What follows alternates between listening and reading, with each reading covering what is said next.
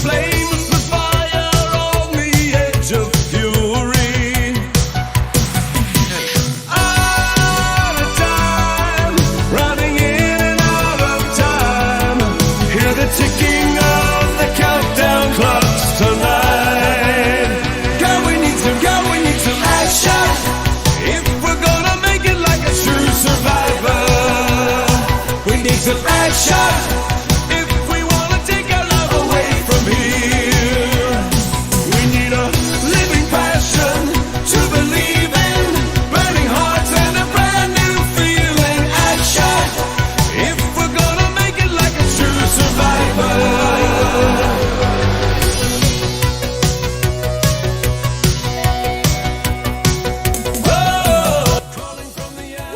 Welcome back to Ioes Retro Rush. We are in season 51, episode 2, and we are getting geared up for the playoffs.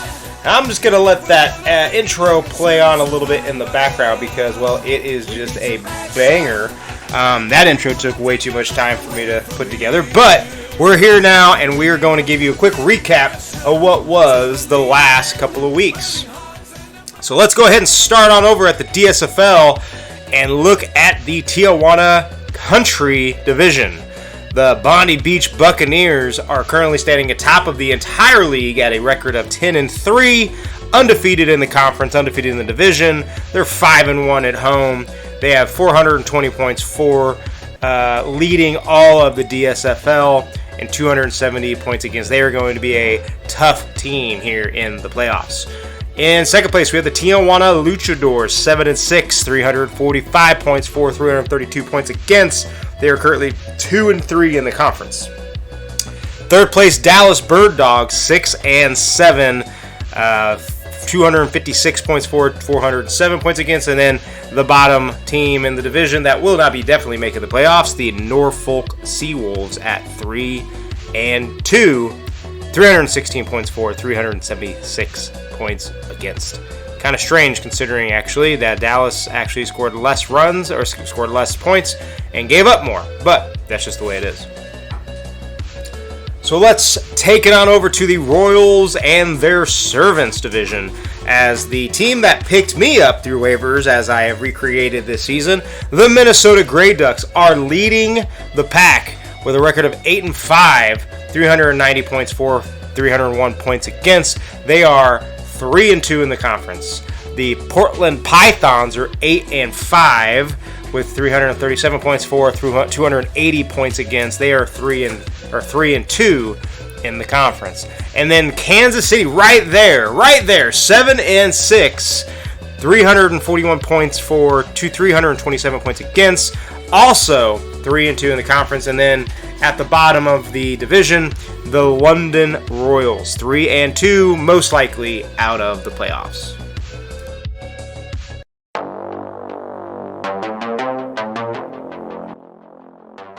All right, so let's go ahead and take a quick look at the playoff situation in the DSFL. So over in the Tijuana Country, Bondi is pretty essentially clinched. So it's going to be that second spot in the playoffs. And right now, the Luchadors are 7-6, 2-3 in the division. So they have a tied record with Dallas in the division, but have a one game up. But Tijuana has to play Bondi Beach, which is a tough matchup. So a loss there and a win for Dallas against Norfolk would have them tied for will have them tied overall record at 7-7. It would make Dallas 3-3 in the conference, and Tijuana 3-3, which means it goes to head-to-head. And it already looks like Dallas beat Tijuana once back. That was preseason. So it looks like Tijuana lost to Dallas in week 3, and it looks like they split. So it'll come down to overall points, which looks like it would be Tijuana with their 345. I don't think Dallas will catch up on points. So quite a lot of drama going on over there. Over on the Royals and their servant side, we have a pretty tight race here. So Minnesota currently leads with 8-5, but they play Kansas City, who's one game back. And they're all tied. Kansas City, Portland, Kansas City, and Minnesota are all tied at 3-2. So that means that Minnesota wins and they're in. Portland wins against London and they are in. If Kansas City wins, it looks as though it could come down to some tiebreakers, and Kansas City has the most, or has the second most points for. So it is going to be a very interesting last week 14 here in the DSFL to see who goes on to the playoffs. So let's go ahead and give you some quick predictions.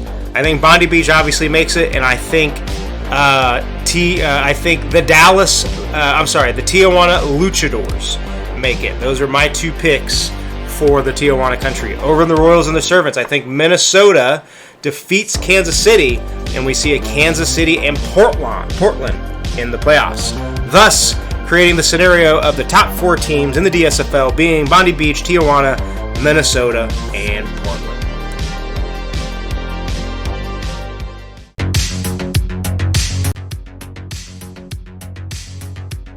All right, and I know we spent quite a bit of time on the DSFL, but that's just where I'm at right now, and so that's what you're going to get. You're going to get stuff that I am currently involved in, and so that is just that. It's my show, my rules.